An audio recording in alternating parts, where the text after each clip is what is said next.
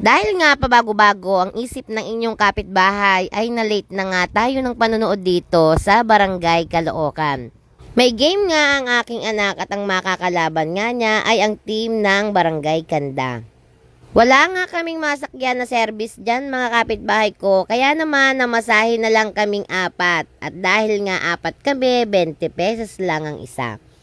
At ayun na, natatanawan ko na ang pintuan ng CR. Hindi nga maganda yung pakiramdam ng inyong kapitbahay, kaya naman medyo naalangan ako kung ako ba ay tutuloy. Pero lumakas nga yung loob ko nung sinabi sa akin ng aking kapatid na wag daw ako mag-alala dahil meron daw naman ditong CR. Pagpunta nga namin dyan mga kapitbahay ko, ay agad nga naming hinanap yung scoreboard. Kaso mo lamang wala silang scoreboard mga kapitbahay, kaya naman ang ginawa ng inyong kapitbahay dyan ay sumigaw na lang ng sumigaw ng score. Time out nga muna ang Barangay G's at parang mainit ang ulo ng aming coach.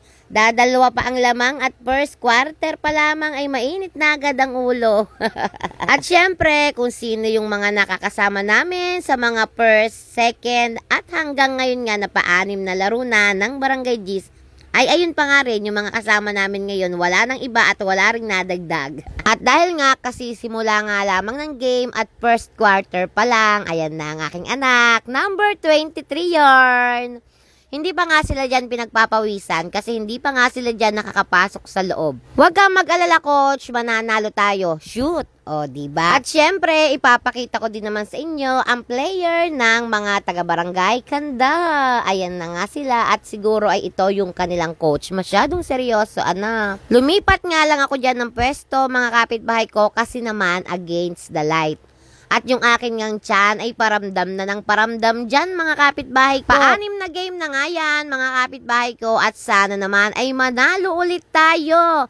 Kahapon, ngayon at bukas nga ulit ay may game ang team ng Barangay G's. At hawak nga ni Balyer number 13, shoot! O, wag na kayong humarang dyan, masasaktan lamang kayo dyan. At ayan na nga, may pa-free throw ang aking anak dyan. Shoot yan, may pang my day na cash. O, diba? Shoot! At sa pangalawang pagkakataon nga ay shoot ulit.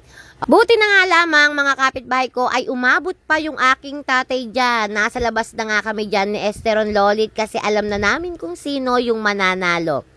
Ito nga pala ang Barangay Caloocan mga kapitbahay ko. At dito na nga natatapos ang aking video mga kapitbahay ko. Uuwi na naman tayong panalo. Ang gagaling talaga ng mga taga-Barangay G's. Ano, kalilikse. So hanggang dito na lang ang aking video. Bukas po ulit at may game na naman ang Barangay G's.